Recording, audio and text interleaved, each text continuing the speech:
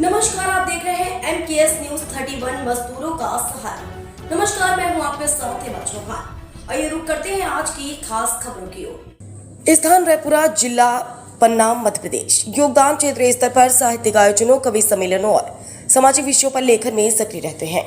पहचान बुंदेलखंड क्षेत्र में हिंदी भाषा और स्थानीय संस्कृति को बढ़ावा देने के लिए जाने जाते हैं।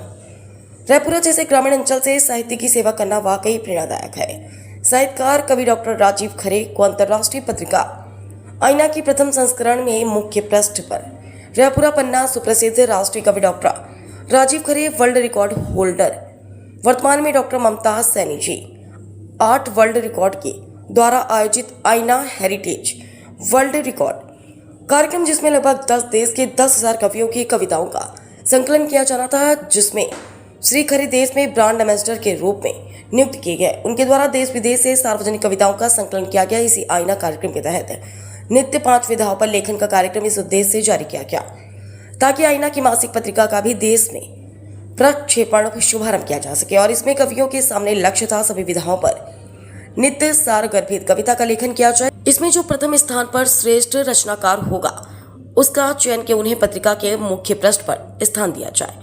कवि डॉक्टर राजीव खरे ने कविताओं के संकलन और लेखन संसार दोनों ही जगह प्रथम स्थान पाया और जून 26 की पत्रिका के मुख्य पर उन्हें यह स्थान मिला। साहित्यिक प्रेम, परिवार और मित्रों द्वारा उन्हें बधाई दी गई। पत्रकार वार्ता, प्रेस कॉन्फ्रेंस का आयोजन किया गया। पत्रकार जिला संवाददाता मजदूरों का सहारा, राम नरेश लोधी की खास रिपोर्ट। मैं कभी मंच पर नहीं गया था। मैं गद्य लेखन करता था तो प्रकाशित होते थे पेपरों में व्यंग और लेख। लेकिन 2012 में मैं कटनी गया बच्चों को पढ़ाने के लिए। उस समय मैं एक मंच के संचालन के लिए मुझे बुलाया जाता था। मैं एक मंच संचालक के रूप में काफ़ी समय से स्थापित हूँ और दूर दूर तक जाता था। तो एक कटनी कार्यक्रम में मैं स्कूल के मंच के संचालन के लिए गया था। वो कार्यक्रम था मदर टेरेसा के ऊपर। तो उस कार्यक्रम में जब मैं मंच संचालन कर रहा था तो मैंने बहुत मुक्तक बच्चों के ऊपर बोल दिए। वहाँ पर श्रेष्ठ वरिष्ठ कवि बैठे थे। उन्होंने ये बात पकड़ ली कि ये कविता लेखन करता है। और वहाँ मेरे गुरु बने शरद जायसवाल जी, अंतर्राष्ट्रीय हास्य कवि, और उन्होंने मुझे लिया और मंच पर उतार दिया। मैं कहूँगा कविता के गुरु मेरे शरद जायसवाल जी हैं, जो अंतर्राष्ट्रीय कवि हैं, कटनी के रहने वाले हैं।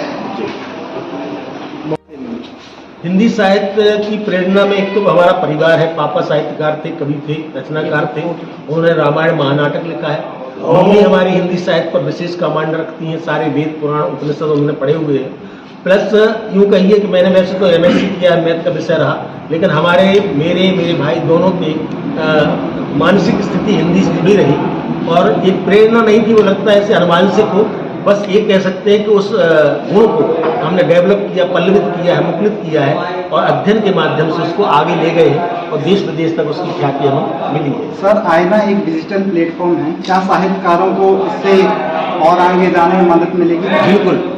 इस आईना डिजिटल के माध्यम से आगे होने वाले कार्यक्रम देश विदेशों में होने वाले हैं। और जो हमारी कविताओं का संकलन हो रहा है, इनकी पुस्तकें प्रकाशित होंगी। जो हम लोग नहीं कर पाते वो हमारा आईना के माध्यम से हमारे व्यंग रचना का कलेक्शन हो जाएगा, व्यंग प्रकाशित हो जाएंगे, कविता प्रकाशित हो जाएगी और बहुत सी पुस्तकों का प्रकाशन हमारा स्वमेव हो जाएगा। सर, नए लेखकों और कवियों को आप क्या संदेश देना चाहेंगे? मैं सबसे पहले तो यही कहना चाहूँगा कि आप अध्ययन करें, अनुभूति बढ़ाएं और देश की स्थिति पर सत्य लिखें, ताकि आपका खुद का लेखन और खुद का विचार देश को व्यवस्थित रूप से ले जाए। मुख्य रूप से युवाओं को जो कविता हृदय को छूई, चाहे वो माँ के प्रति हो, प्रेम के प्रति हो। प्रेम बड़ा पावन होता है, घटित होता है जीवन में, उसको सही रूप में जाने आप तो कविता अक्सर ऐसी लिखे कि अंदर के रोंगटे खड़े हो जाए, आदमी का सिहरन उठ जाए। ऐसा लेखन होना ही चाहिए।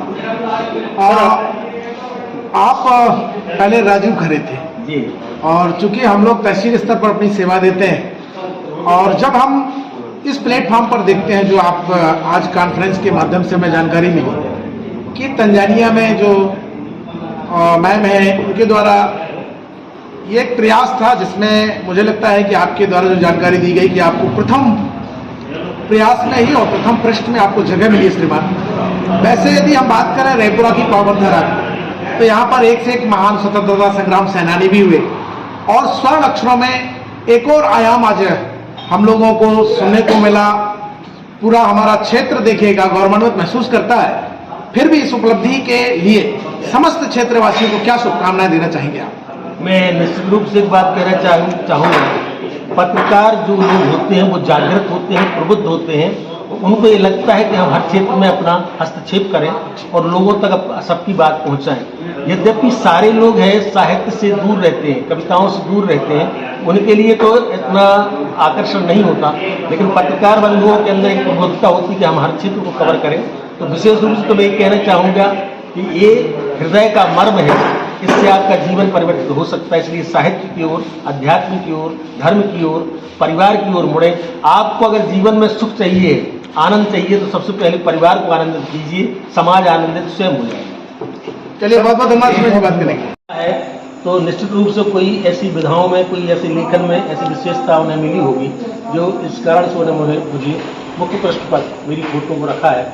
और मैं खुद ही नहीं समझ पा रहा हूँ, मैं कृतार्थ हूँ और डॉक्टर ममता सैनी जी के प्रति बहुत आभार व्यक्त करता हूँ। और AI ने जो चयन किया और उसमें कम से कम नहीं है तो 9,000 साढ़े 9,000 कवि हैं, वो सब साथ में थे, हमारे प्रयासरत थे, लेकिन मैं सबसे आगे निकल गई, मुझे खुद अनुभूति नहीं थी। ये अचानक रिजल्ट कल आया है। सर, आपके अनुसार एक साहित्य में सबसे बड़ी साहित्य के इसकी क्या पहचान है? साहित्यकार की सबसे बड़ी पहचान है सत्य।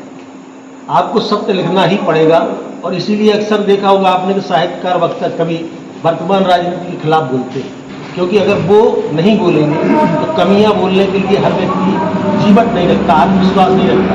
लेकिन कवि की आवाज़ को खुला रखा जाता है तो उसको राष्ट्र के द्वारा ये एक प्रकार से एक अधिकार है कि हम किसी भी बात को कह सकते हैं, चाहे वो अपने देश के प्रति हो, नेताओं के प्रति हो। तो कुल मिलाकर के रचनाएं सत्य पर आधारित होना चाहिए और सत्य का प्रूफ भी होना चाहिए। इसलिए साहित्यकार का मुख्य होता है वर्तमान। भाई साहब, आपकी कविता देश देशांतर में चल रही हैं, हम लोगों ने सुनी भी है।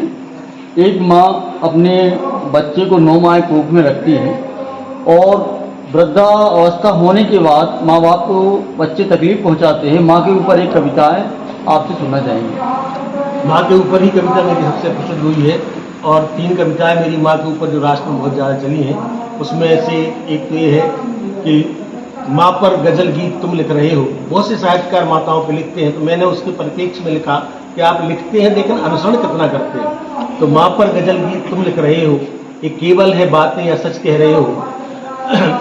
सुख हो या दुख माँ के संग बांटते हो, या चुप भी रहो कह के यूं डांटते हो। जब आदमी माँ ही इंतजार करती है, कोई इंतजार करे ना करे, माँ बैठी है भैया लेट क्यों हो गए, तो अपन लगा तुम चुप रहो ही बताते हैं, तो माँ दुखी हो जाती है। 4 लाइन अगर आप गा के सुनाएंगे तो बहुत अच्छा लगेगा। बिल्कुल सुना दूंगा मैं कि माँ पर गजल गीत तुम लिख रहे हो, ये केवल है बातें ये सच कह रहे हो। सुख हो या दुख माँ के संग बांटते हो, या चुप भी रहो कहे कि यूं डांटते हो। फिर माँ दुखी होकर के जिसको कुलदीपक कहती है, तो अकेले में कमरे में आंसू बहाती और अपने ही दीपक से जलती है बाती, अपने ही दीपक से जलती है बाती। इसी में एक बहुत महत्वपूर्ण लाइन हमने जो लिखी है कि माँ के कमरे में गीता रामायण, चश्मा हो माला और कम्बल मुलायम, कि माँ की दवा के लिए जेब खाली, कि माँ की दवा के लिए जेब खाली, और हजारों के कुत्तों का तन मल रहे हो। माँ पर गजल गीत तुम लिख रहे हो, ये केवल है बातें ये सच कह रहे हो। अच्छा, एक प्रश्न और लास्ट में है। आज के युवाओं के लिए, चूंकि आप